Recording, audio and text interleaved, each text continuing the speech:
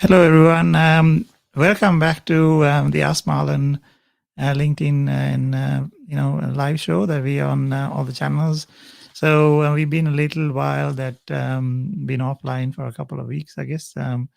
But happy to be back and happy to have a couple of people come on here and hopefully get some interaction. So if you are seeing this stream online, please.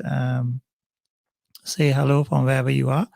Let us know where you're connecting from and where you're watching from. Introduce yourself and basically ask any questions. So today, what we're gonna do is have one of my good friends, Simon Bowden, who's a fantastic person who. Without giving too much away, I'll introduce him when he comes online. He's from Melbourne. He's a marketing and business coach. So he's going to be coming online and, we'll get to know him and ask him questions. So if you have anything in regards to, growing your business, marketing, getting coaching and how that works, please feel free to send them here, put them on the post, comments, and then we can actually get them. So ask Marlon. I just want to let you know why we started this show, me and my team.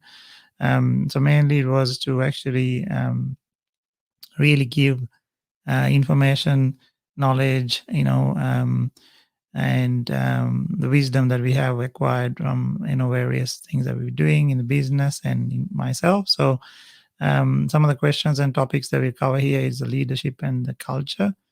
In organizations or in institutions, management and business strategies, technology at work, and mentoring, and also if you want to get coaching and things like that. So really want to give this gift to all of you and share this information, share our experience and stories, and also get the real questions, and then basically it becomes a real answer. So Devon is nudging me saying, I'm not smiling, so it's gonna maybe make some jokes and smile. So anyway, I also wanted to get the team and some of my colleagues and people involved, because at the end of the day, we need to interact and we need to do what we have to do to get by. Right now, we still going through this pandemic period. Hey, hi Moses. How are you doing? Where are you calling from? Yeah, so let us know. Thank you for saying hello. So one of the things that we want to do is to bring real topics and ask questions. So as we go forward, I also want to bring in the BizTech Global team. So that's the team that I have, I work with and founded with a couple of my other colleagues and my brother and things like that. So, talk about the technologies and the problems we solve and some of the stories there too. So, hey, hi, Johan. Thanks, Moses. Hope you're doing well and keeping safe. If you have any questions, please feel free to put them in there. And if you, when Simon comes on, we can ask the questions. Otherwise, I can answer them. So yeah, things have been pretty okay in Australia. Hi, Devni. Thank you for your support and work. So we've been having, I guess, fortunate environment in regards to the pandemic situation. But the idea is to keep as much as what you're doing safely, and make sure that you don't do anything that you're not supposed to in your area. So a lot of the team members even in Sri Lanka at the moment that we have, we are experiencing difficulties. So hang in there, team, hang in there, guys. So until Simon comes, I was just thinking maybe we share some of the topics that I wanted to address today. So one of the things was that some people wondering why we need to have a mentor or a coach. So, and also the different differentiator between a mentor and a coach. So I think, from my point of view, coach is a person that helps us, achieve certain, tasks or achieve certain outcomes, and they work with us to really do that. So if you, for example, want to run 100 meters and win, you need to have a running coach, maybe, and a bit of a breathing coach or someone like that to help you to get there. Whereas if you have a mentor, the mentor's job is to, really see what your potential is and help you, getting, the outcomes you need and going forward. So, mentor normally hangs a bit back and, really appreciates who you are, and helps you through the journey, and it's maybe a bit of a long term game, whereas coaching is, typically short term.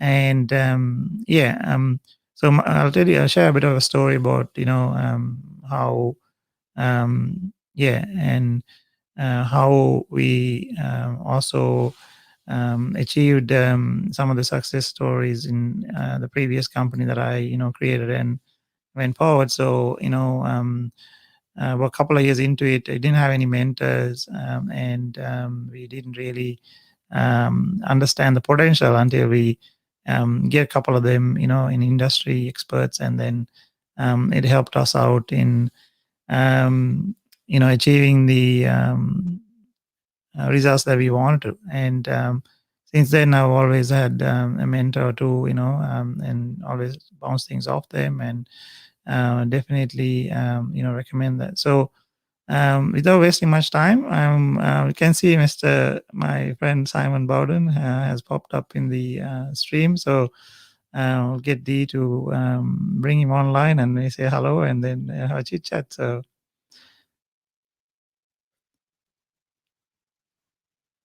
hello, Hello, hello. Marlon. How are you doing? Yeah, not too bad, my friend. How are you? I'm good. I'm good. You in a little cozy car there? I am in a little cozy car. Yes, unfortunately, I do apologise, That's but perfect. at least the sound will be good. Perfectly fine. Perfectly fine. Yeah. So we've Yeah, got a good. couple of people, joined in from India and Sri Lanka and all over the world. They, interacting. So, yeah. So what I'll do is, Simon, typically what I'll do is we jumped into questions and ask people and things like that. But I'll first introduce you, because I couldn't wait to say hello to you. So Yes. everyone, yeah, Simon lives in Melbourne. He's my good friend, and he's a marketing and, I guess, business coach. He, Yes. I would say, a guru in that area. Has been doing this for like 20 plus years. Sharika is saying hello from India. Okay. She knows you. uh, so, Simon coaches businesses. Does mentoring of marketing of companies, and basically been helping, I think, organizations to get their outcomes. And Simon, you want to add a little bit more what you do, and then we'll start maybe asking for a few things. Yeah, not a problem, Marlon. Well, look, for those that don't know me, yes, my name is Simon Bowden, and I'm based down here in Melbourne, Australia, down where we're in lockdown at the moment. So just been notified that we've gone into a second week of Oh lockdown. no! So I won't be coming to see you in Sydney, Marlon, next Friday. However, Oh, yeah, so I'm a marketing business coach, and I've been a coach now for 25 plus years, which makes me a master coach. And what I do predominantly is I get into businesses, potentially businesses that are struggling or need help. And what I do is I pull them apart. I throw out what's not working, and bring in strategies that do work. And as a result, I can double or even triple the sales and revenue within probably a 3 to 6 month period. Because it's all about return on investment. It's no good mucking around. You need to get in and make changes. So that's what I do. I'm fairly absolutely. ruthless. So Yeah, I'm a straight shooter, so yeah, if you want his help, definitely have a chat to him. But so Simon, I just want to maybe share a little bit about you. Maybe ask a couple of things before we get into questions and answers. So certainly, um, certainly. so you always lived in Melbourne, Simon? Yes, I have. Yes, Okay, cool. it's And a beautiful city when you're not down. I know you live in a very beautiful place near the lake there. Yes. So with you, can you just share a little bit about how you started there and like your journey in a couple of minutes maybe to where you are? Yeah, look, um, I often say in seminars that I started my business when I was 7 years old.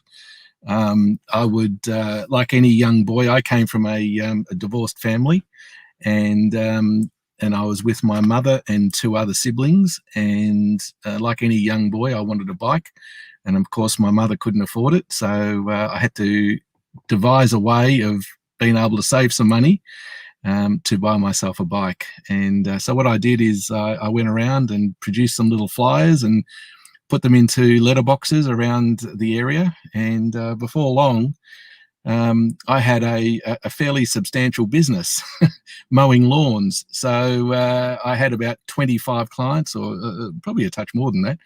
And I was actually making more money than what my mum was on the pension. So I'd give half of it, or probably more than half, back to her to support the family. So, and that really started because that was my introduction to marketing myself to other people.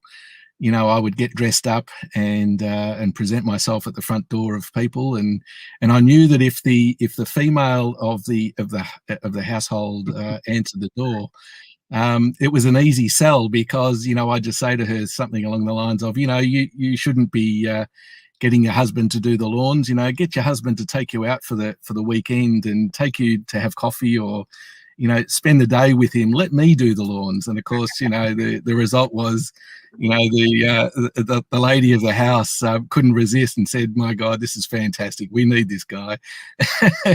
So that was sort of my introduction. I went through university. I went all the way and did a number of postgraduate courses as well. I'm degree qualified, and then I started a graphic design studio, and then as I built that up to be a $2 million plus business back in the late 80s, and had about 15 staff. And but my passion has always been in the coaching side.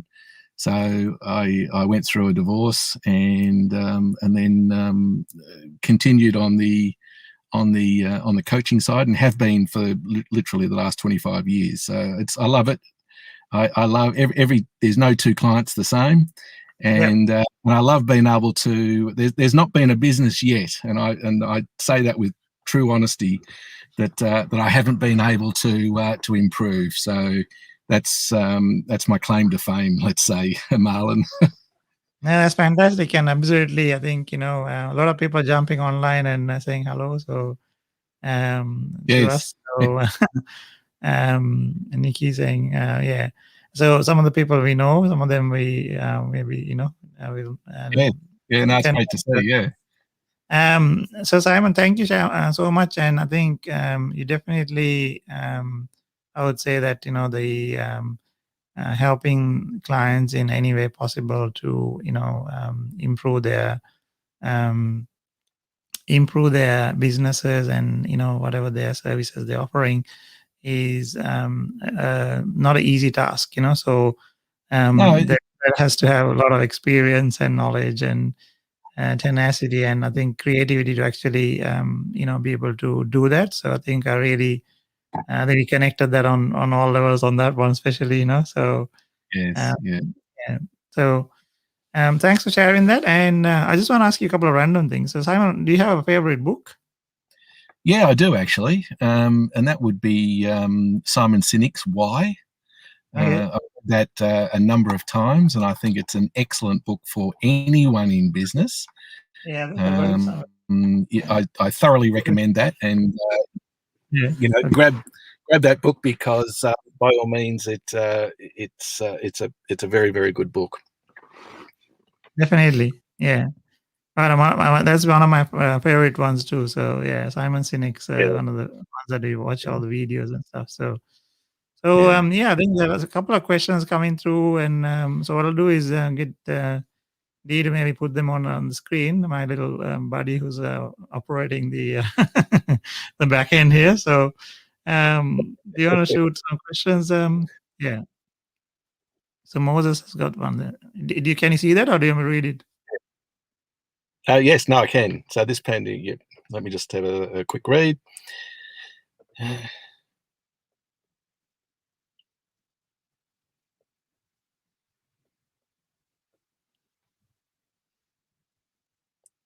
Yeah, look, it's this pandemic has certainly been awful in many ways. I mean, not just here in Australia, but all around the world.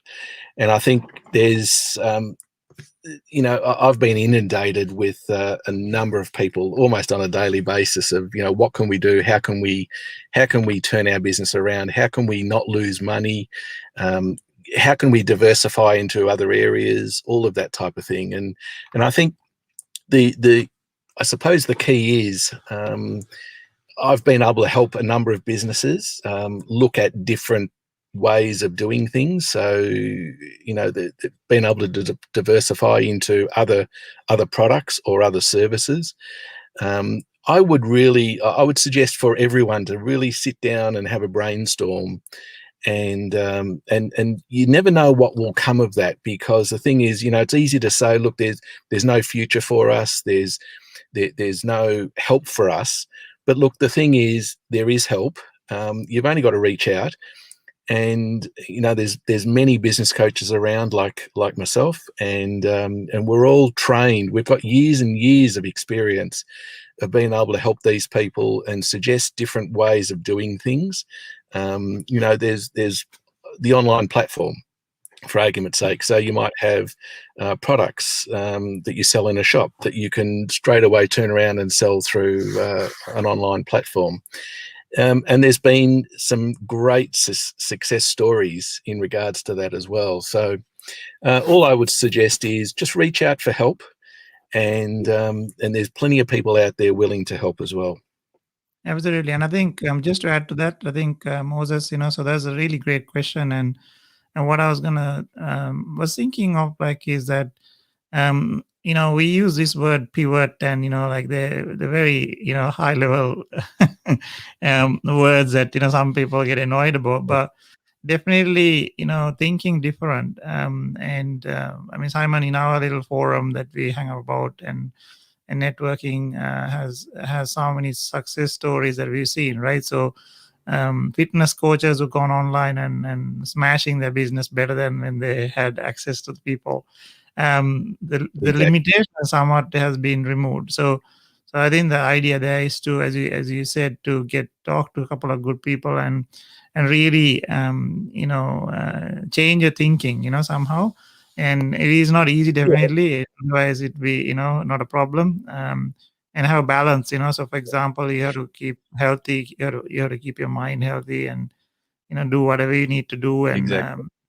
work through that. So yeah. So Yeah. thank you very much for that question, and I think that was a great. Um, just to add to that a little bit further, there's a fellow that I know in the UK that is a fitness coach, and he has I think 3 studios, and as a result, that's what his business was. But as he's had to pivot, obviously, because of the recent lockdown, and he put courses up online, and he's actually making more money now a month than he was actually running the 3 studios. So it's just a matter of just looking outside the square, seeing what, and I suppose if you're trying to decide what it is that you can provide, is what does your client want? If you can identify what your client wants, you can then deliver that to them.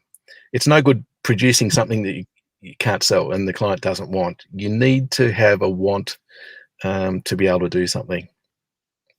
Yeah, and I think that this is a pretty good subject. So just chip in a little bit more. What I was thinking was that if unless if you're in the travel, you're doing some airline, things, or you're providing very, very, areas that have totally been shut down. The need is still there. Most of the other areas, it's just that the way that we did things are different. So we definitely had to work a bit harder as an entrepreneurs, or as service providers.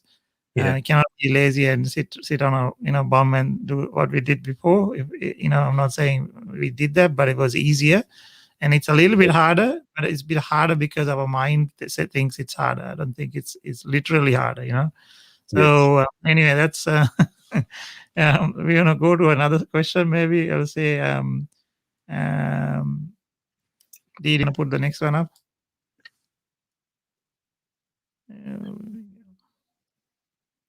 So this is from Sharika. So she's saying, Sharika, hi. Share a few great tips to overcome pandemic stress and how to explore opportunities. Yeah, that's a good one. Yeah, look, hi, Sarika, how are you? Great to see you online. I think when you look at diversifying because of this pandemic, you've got to look at what I said before. You've got to look for a product or service that is actually wanted in the marketplace. There's been some great success stories here in Australia where there's been gin manufacturers, for argument's sake, or distilleries totally pivot and produce hand sanitizer instead of gin. Now, their workers are still working, the business is still operating, even though they're not making gin, they're making hand sanitizer, which is in great demand. So it's just a matter of looking at what you can do with the materials and the machinery, perhaps, and the staff that you have, and find a way that you can utilize what you've got to diversify into something else. Yeah, that's fantastic. And I think just to, I think maybe answer one of them. So if you, there's no easy way to reduce stress, and that is based on, how we are perceiving things. So the idea would be there is to, again, try to get some help and, do as much as physical activities and stuff like that keeps your flow going. So we got another one from Moses. Yeah, Moses is on fire. So marketing and sales is a challenge these days, definitely. Top enthusiasm and positive energy is what we need. A few schools for sale in India. If you have investors, kind of refer. He's doing a little marketing pitch in there, so that's good. Yeah. I don't know what a school in India is actually worth. Yes. So Moses, I think I'm sure you can, do a couple of videos and posts out there on LinkedIn, and I'm sure you have some, communications and contacts. So we're definitely not investing at the moment in schools. Not myself. I'm sure Simon's not either. So we can't really help there. All I would suggest there is if it maybe the existing school that you're trying to sell can be utilized for a different a different purpose, and if it can be, then it can be marketed to a greater community. Yeah, absolutely. So let's move to a couple other ones that came through. So Dee, you want to put them on the screen, and then we'll. So Dimash is asking, hey, can you tell us a good story about one of your coaching clients? Simon just wrote one the other day, so you can say that, or maybe another one if you want to. There's many of them. Actually, I might use an example of my brother. Actually, my brother came to me a number of years ago, and he works as a sales representative for a fairly large, or for Australia's largest food distributor. I won't say the name. So he had a specific route that he used to go around. He used to go and visit all the restaurants and the hotels and cafes and food shops. And his job really was basically a glorified order taker of what they needed food-wise for that particular week coming up. Okay. And his company would offer his company would offer incentives to get over the budget. I can't remember what his budget was, but let's say it was $30,000 a week that he had to sell of product, but he could never, ever meet budget. So what I did, he actually came to me and he said, Simon, what can I do? How can I get above budget? Because there's some really good incentives there for me. So I actually said to him, I said, well, rather than being just an order taker, why don't you try and sit down with the chef and work out sort of what the most popular meals are. So in other words, if you're going to a hotel, there would be the most popular winter meals, there would be the most popular summer meals. And if they're on the current menu, as a result, food options that make meal. As a result, he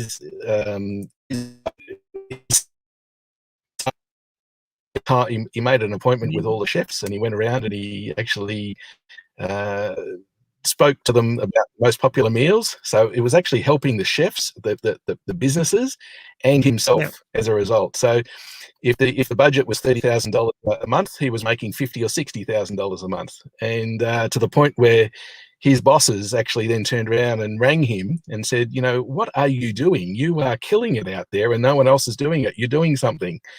And typically he turned around and he actually said to me that, oh, look, I can't tell you because my brother told me I can't tell you because it's IP. But as a result, they actually employed him as a teacher to go around and teach all the other sales reps of how they actually can do it and improve their sales. So that's just a very simple little marketing ploy, but it worked incredibly, and it made him a lot of money. Yes. It didn't make me any. Yeah, like your brothers or your family. We have to do these things sometimes. What I was going to say was that when you mentioned that story, I think something that came to my mind was people think as marketing as I would say like as a thing that people need to do in business and things like that. And I think that in that whole story, marketing is about being inventive and being genius about taking a message or providing a service or whatever it is, right? So do you want to touch a little bit on that, Simon? Yeah, look, I think with one of my clients that I've currently got now, I've got one client that's an engineering company here in Melbourne, and I've been coaching them for about 5.5 years now. And the difference is we've been able to look at everything to do with the business. So we pulled the business apart and we worked out what wasn't working, and then we looked at ways of then making it work. So they produce a product, a 4-wheel drive product, and they make it here in Australia. And so what we did is we actually looked at even just the front end of their website. So in other words, instead of people ringing up and ordering it online, ordering it over the phone, we developed a website that all the orders could be taken through and put online. So therefore, there was no need for the client to actually ring at all. They just selected their product, and it came through as an order. And what we've since done is we've actually streamlined all the processes in-house. So through the whole factory, where everyone's now got an iPad, they know exactly what needs to be done, the times that they need to be done by, and as a result, they've been able to now more than triple their sales. When I first started, they were producing about 3 products a day. They're now producing about 30 products per day. Oh, so he's been able to. It's 10 times greater than where it was before, with only minimal staff and other things. But the marketing can take so many different forms. My brother-in-law in Queensland, here's another quick little example. He runs a coffee shop, and he has those little loyalty cards that we all know and love. You buy 5 coffees and you get the 6th one free. Anyway, he rang me and he said, oh, Simon, I need some more cards. Can you help me out? And I said, no, I'm not going to give you any. And he said, oh, why? This is fantastic. It works so well. And I said, well, you know what? Why don't you instead of, because if you've got a card, you walk in and you expect a free coffee, right? Yes. So instead of that, you know who your loyal customers are? And he said, yeah, I know them by name. And I said, all right, well, why don't you, instead of having a card, why don't you just give them a free one every now and then when they least expect it? Because the loyalty will be greater and they will love you more. And like everything, marketing is about creating raving fans. And if you can create raving fans, they will tell other people about it as well. And as a result, he's been able to grow his business without having loyalty cards. So marketing can take all different types of forms. Yeah. Absolutely, absolutely. And there are a couple of other questions that popped up. So what I'll do is we're having some problems on my D side. So this one here is like, I think, so I know Sarika is like, I think handling some manufacturing things. So she's got a question here saying, how an offline retail store can go online, share some strategies. So, spend a minute or two just giving some tips maybe. Yeah, look, Hey, Simon, you there? it's about looking at how.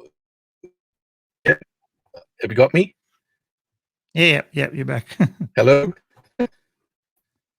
Yeah, you're back. You're a little bit breaking up, but I keep talking. I'm back, am I? Sorry.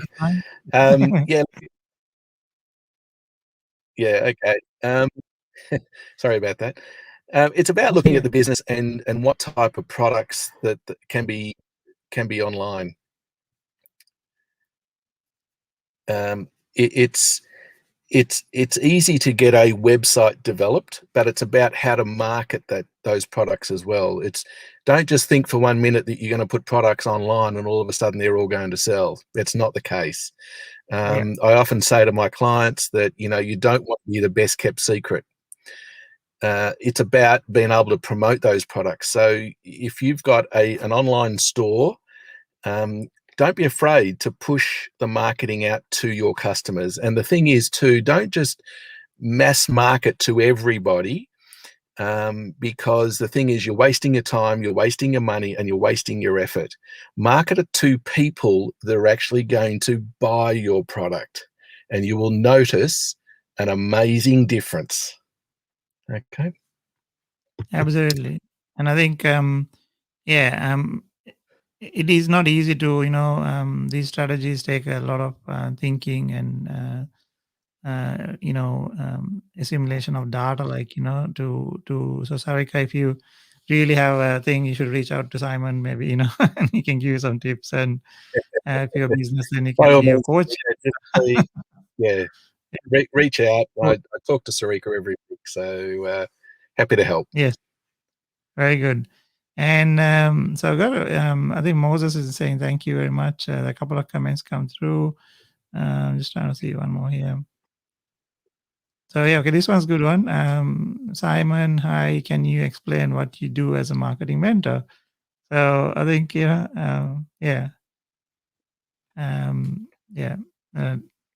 two questions. Marketing mentor. Yeah, look, I find that business owners particularly are very, very good at producing the products or delivering the service that they provide. However, they either don't necessarily know how to run a successful business, or probably more so, don't know how to market their products successfully. So the key is, please, for everybody out there, don't try to do it yourself. Ask for help, because the difference in selling 10 products versus 100,000 products is amazing. A few years ago, I came up with a particular site, and it was just because I was actually abused in the garden for watering, and here in Melbourne, when we were in drought, I was actually using tank water. So I was abused by a passerby, and I came inside, I developed a sign, and within about 3 days, I had it sold into Bunnings, and I finished up selling about 482,000 of them across Australia, and made $1 million within about 4 months.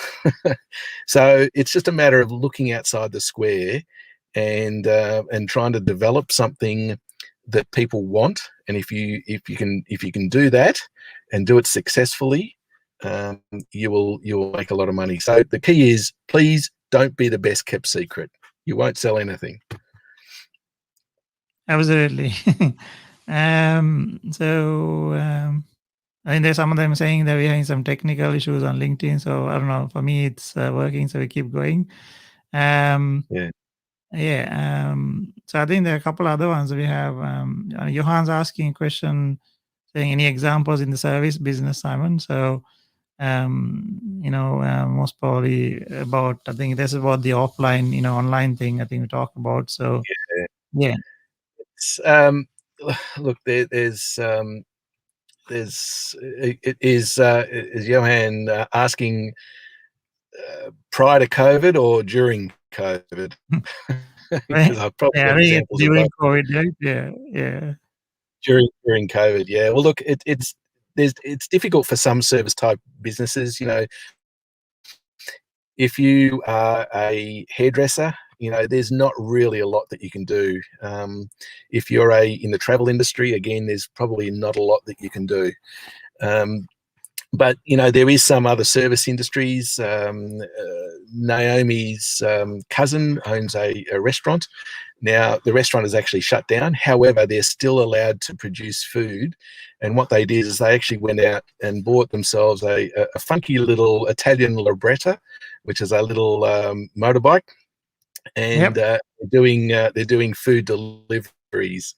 Online food deliveries. So, and it's actually taken off incredibly well, to the point where I don't think they can actually keep up.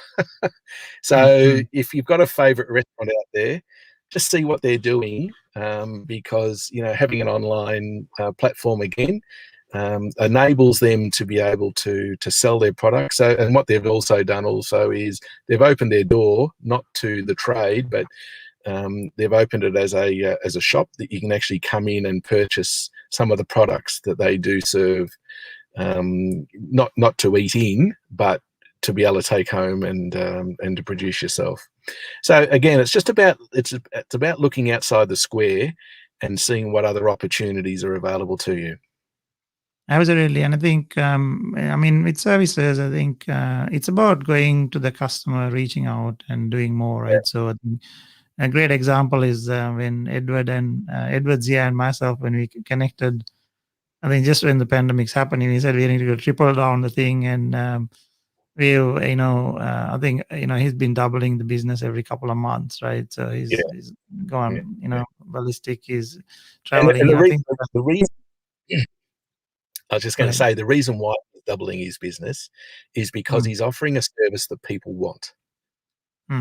Absolutely.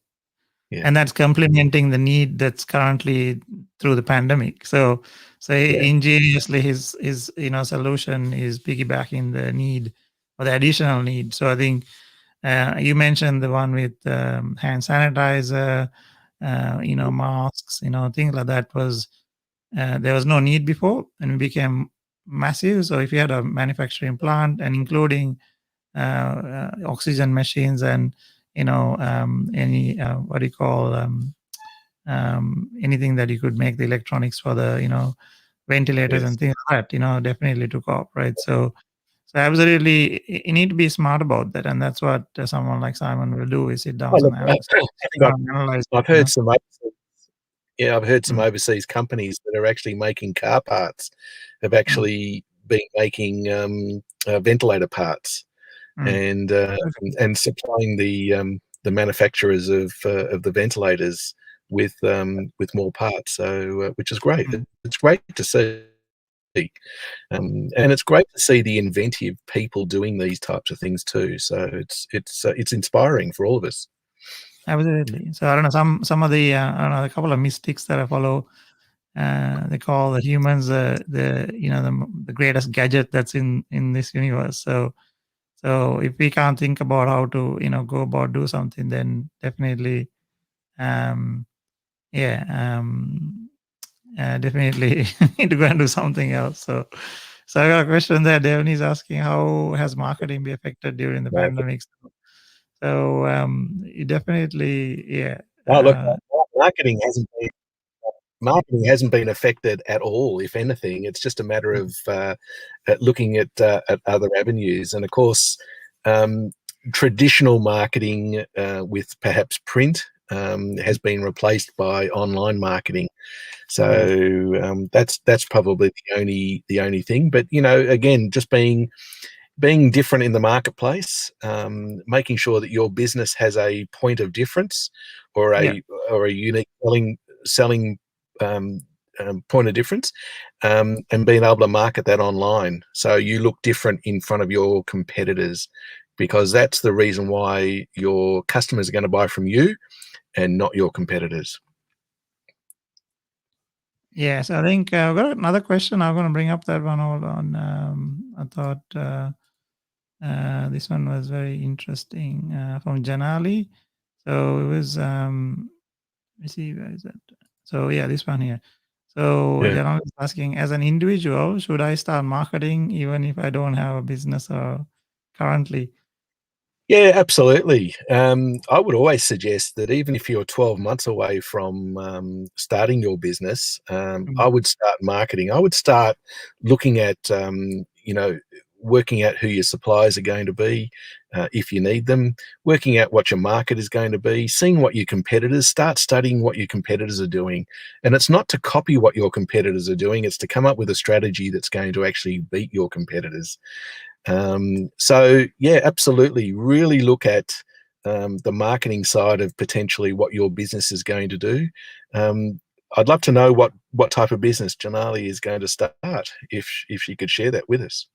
Yeah, I think I know that she's in the accounting area, so it's like yeah. So I think the question is in this sort of realm. So I would say that to anyone that who's even a school leaver, right? Your ideas, your thinking, your perceptions, if you share some of them with the audience, you build a sort of following, right? So you pick the platform that you're gonna, if you're gonna do any work or anything like that. If it's LinkedIn, if you want to go get a job or a business that has B2B stuff, if you want to be an entertainer, someone, it can be on TikTok or Instagram. So that, I think starting that early is super important, right? And that's what I think Absolutely. the question is more probably around that. Start building your following. Absolutely. So the LinkedIn, as soon as it started, I had an account, and my previous business, a couple of the guys going, "Why are you doing these things on LinkedIn?" And so I had I think 2,000 followers or connections at that time, and they're like, one of them is like, "Oh, I just got 500." I'm like, "Yeah, you started very late." So it's not about 500 or 2,000. It's about having that presence. You can get likes and comments by doing various hacks and things. So, but it's about genuinely being able to share your opinions, ideas, and thoughts. Especially Simon, you've been doing that pretty well. We love your videos and your thinking. So and then that basically resonates, and people reach out to you, go, "Hey, Simon," because the main thing is, if you're the same person online that is offline, right, then it works perfectly fine. So if you're not the same person online and you seem different, then it may not work for you. So yeah. So Well, anything to add on that? a good actually, a really good example of that, Marlon, actually happened to me about a fortnight ago. I met a lady at one of our meetups here in Melbourne, and she connected with me after the meetup, not during the meetup, but and then she wanted to meet with me a week later. So I went and met with her and had sat down and had a cup of coffee and had understood what her business was all about. Anyway, she basically turned around at that stage and said, "Well, look, we're happy to go with you."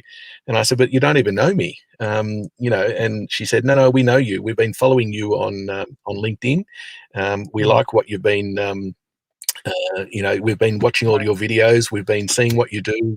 We see the interaction with you and other people and the advice that you give, and we think you're perfect for our project. So that's going to work out to be a couple of $100,000 project over the next 12 months." So it's just, there's people that are actually, I use the word stalking. There's people that are actually stalking you via the social media that you don't even know. It's not about making a connection every day. You might only make a handful of connections a month, but those connections are, of great value to you. So make every post a winner. Absolutely. And I think one of the things that with experienced person like you would most probably say is that when we share these things, it's about the gift of giving. It's not like you're not posting that thing. I want 10 people connecting, right? You're sharing genuinely. So I think like we're doing this show here, it's about sharing our knowledge, and if we can be a assistant to you guys in anywhere in the world, doesn't matter, Yeah. And that's what it is. So I like mentoring people and coaching them, and a lot of things I do. Basically, we both love seeing the seeds grow into a little tree, and a little plant to a little tree, hopefully a tree into a couple of trees, and then a forest. So Exactly. this whole process is what we obsessed about, and we love doing that repeatedly. So you have to be not shy and put your stuff out Yeah. there. Be bold to go and make the connections, and hopefully win the game as you want to play. So and if you do it for 10,000 hours nonstop, we will not fail. That is my yeah. I think that's like almost a guarantee that that's a 10,000 hour rule, I call it. Yeah. And I think a couple of books have Yes, written about exactly. it. Yeah. So Simon, thank you Yeah. so much. You My yeah, pleasure. it's probably freezing in the My car pleasure. now. Yes. Yeah, How's it's it? How's the dark. temperature there in Melbourne? Oh, no, fine. No, no, we had a terrific day today. We had about 18 or 19 degrees, so it was actually quite nice. So it's still warm. I've still got a t-shirt on. No worries. Thank you very much. Anything else you want to add before you get off the call? Oh, no, look, I was just going to say that, feel free to, for any of your listeners out there, please reach out and connect with me on LinkedIn. And just follow me, and because I put a lot of information up, and I'm always about giving, and I give lots and lots of tips and strategies through my videos, and by all means, reach out if you want more. Happy to help. No worries. And yes, I think Simon will put your details on the stream and on the Sure. comments. So thank you very much, and we'll have to reschedule your trip and maybe give you a call in the next couple of days. Yes, no problem. I'm really grateful for your presence and your friendship, always. So, and I'm sure we'll do many of these ones. We should maybe call it. We should create a show called the Simon and Marlon Show. I reckon, I think and that would be a fantastic idea. I think we could yeah. call it Brothers in Arms. Okay, we got some ideas anyway. We need to push through. Yeah. So, thank you. Say hello to All the best. Naoms, and we'll Will catch up do. with you soon. Okay. All right. All the Bye. best, Marlon. Bye for No now. worries, man. Bye. So thank you very much, everyone. I want to, say how much, I appreciate my buddy here, and hopefully you got really good value out of that. Couldn't put all the comments and questions, so if there's anything you want to, put a hashtag replay, and put the comments in there, and we'll have a look and hopefully get that. And also, if you have other comments, you can send them to askmarlon@biztechglobal.com. And then either we'll get that responded by Simon or myself, or thank you very much, Moses, for really appreciate your feedback and support. So what we'll do is we'll go to the next segment before we finish the call, is to do a couple of shout outs. So first one is I'll just bring up the screen here. So first one is Naomi.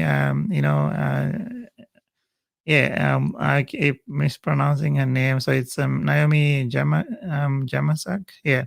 So she's Simon's partner, and she's a branding guru, I would say. She's amazing at creating the brand, the design for a brand, and really, taking the to the next level, and advising on that. So her background, graphic designing, and met her in Sydney a little while back. And thank you, Naomi, for all the support and thing. I'm looking forward to one day catching up with you in Melbourne soon. And so basically, reach out to Naomi. We put her details on the comments on the post. And if you have any thing that you need to, do your business cards or entire brand palette and colors and posters and stuff, there's some really powerful material on her website. That's the thing called the brandadvisory.com.au. Basically, you can find out that information. And I have someone else I would love to let's bring up here.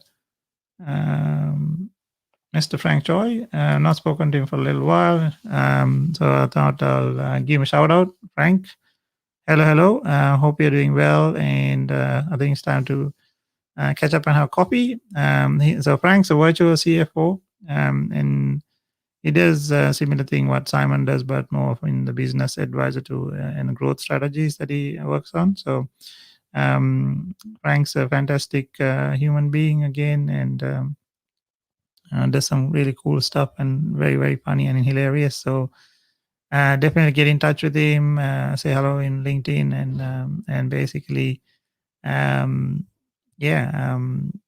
take some time to connect and say hello and follow his content. So that's it for the today's segment on the shout out. So thank you everyone for giving your time today and watching this. What I'll do is we'll take some of these good, really powerful questions and create a couple of snippets of videos too and share it on the different platforms. If you have anything, again, reach out on the Ask Marlon email address, askmarlon@beastechglobal.com. The topics that we cover are, basically, strategy, leadership, and culture. The things that we, can see here: management, business strategy, and technology at work. So we'll bring in some new guests, hopefully in the next couple of weeks, and we'll be back more frequently. If you have any questions, please shoot them through. And hope you have a fantastic week, and please stay safe. And so I just wanted to basically say bye to you guys. And my quote, running out is basically to be the change that you want to see. So if you want to see change in your area, in your business, in your industry, you need to take initiative and do what you have to do. So thank you very much, and bye from me from now, and I will chat to you soon. Take care and God bless. See you, Moses, and all the people who actually came up and said hello to us. Catch you next time.